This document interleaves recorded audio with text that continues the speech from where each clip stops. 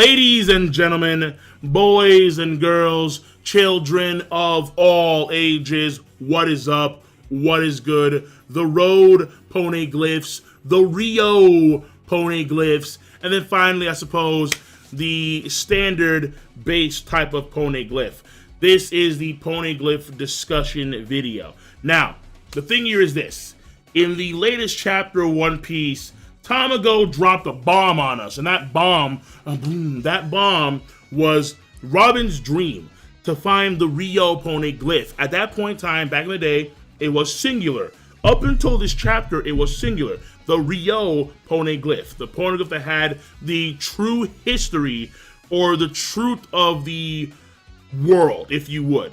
And among that truth is the Void Century stuff, which I believe is 1,000 to 900 years ago. Now, from a timeline standpoint, I could be wrong, but I believe I'm right. 1,000 to 900 years ago, the Void Century. And that is, for all intensive purposes, for her dream, I suppose, for her goal, that is the main meat there.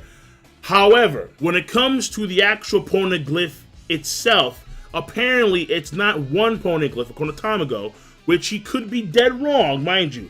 He could be dead wrong. But we're going to take Tonga at face value. The Rio Poneglyph is actually Rio Poneglyphs. It is plural. There are 9 of them.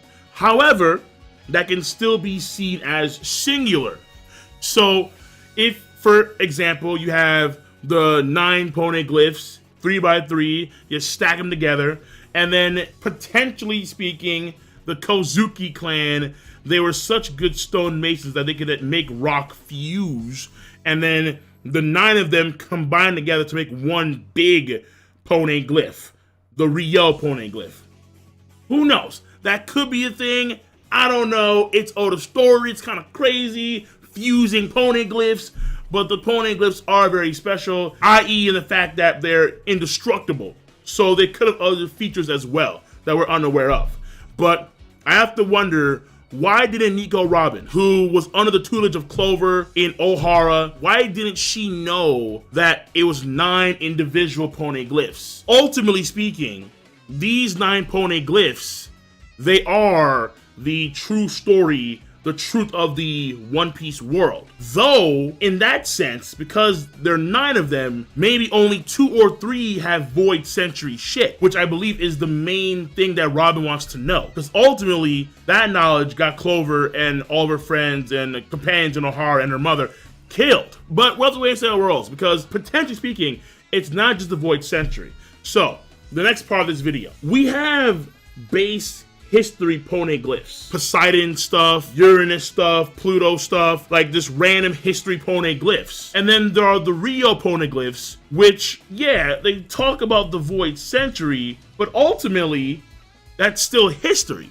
Like, from that base standpoint, the Rio Poneglyphs and like your standard Poneglyphs don't really differ that much. History of countries that are long gone, that were fallen and whatnot and whatnot. However, when it comes to the Rio Poneglyphs, it is either all of the history of the entire planet, not just the blank century, pre-Void Century. So we're talking about, like, potentially speaking, maybe those that came from the moons, from potentially deep in outer space, to the One Piece moons, then later on to the actual larger One Piece planet itself, that kind of stuff. I'm talking about like super ancient level shit there, way before Void Century. And if that's the case, oh yeah, then you can see why the context of history would matter. We're talking about, potentially speaking, the origins of the ancient civilization that existed around the Void Century, that dominated the world, that required the 20 some odd kingdoms to come together, which then later on, the nobles from those countries formed the world government. You do have that similarity between your base standard Poneglyphs and then the Rio Poneglyphs, which is the same thing, but if the Rio Poneglyphs are talking about not only the Void Century stuff, but also all the stuff we want to know about the civilization that existed long ago and like the space, because there is a cover story with Enel, and there are space beings that actually live on the moons and shit. In fact, One Piece has several moons, which Oda has not even like depicted once in the actual canon series, which irks the living fuck out of me. There should be at least 3 celestial bodies in the sky at all times. One Piece has like 6 moons, and one of the moons has its own moon. Oda, bro, what? Unless these moons were destroyed somehow, some way by crazy powerful forces. A moon has a moon. What? Oh, listen, I'm hoping that the Rio Poneglyph is gonna start talking about that kind of stuff. That's what I want to find out. Oda, deliver.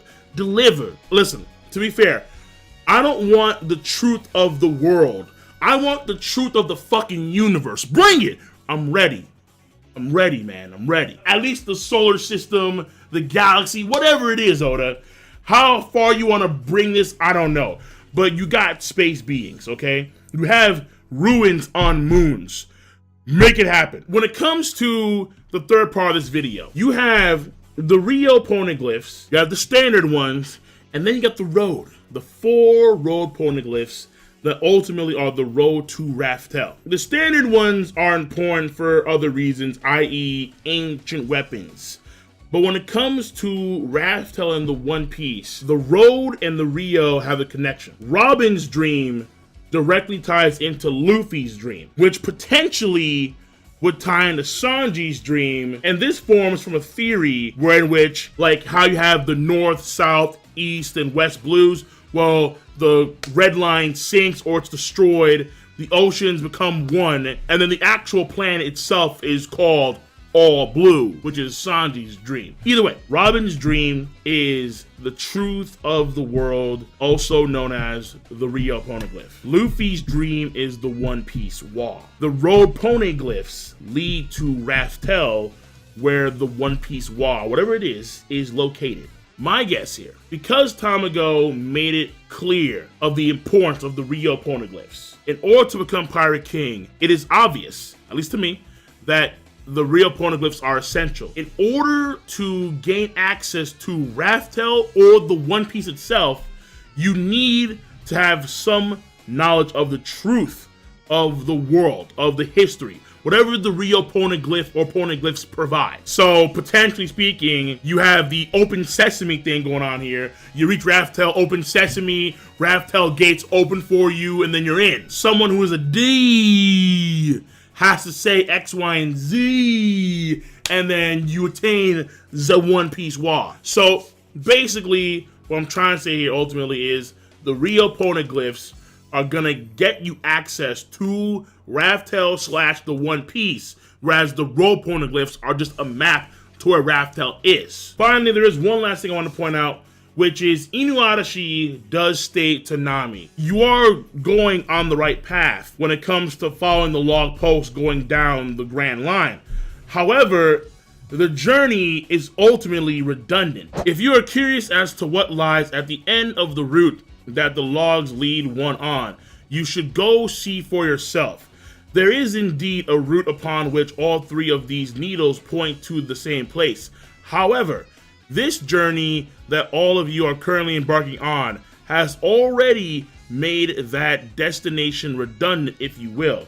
What do you mean? Normally, you are supposed to first learn of the mystery of the poneglyphs and the writings of the ancients at the place to which those log post needles all point, along with the civilization that birthed those stones, as well as the existence of the lost Island Raftel. Roger himself greatly revised the course of his journey after reaching that point. So what I'm perceiving there, from what he's saying, is you should go and follow the log post, because at the end of the log post, at the end of the Grand Line, is a very important place. But the information that that place provides is what you're getting now in Zou. But nonetheless, still go there, because I mean, ultimately, this is the journey towards the end of the Grand Line, where you're supposed to normally learn these things. So that's what I'm getting there.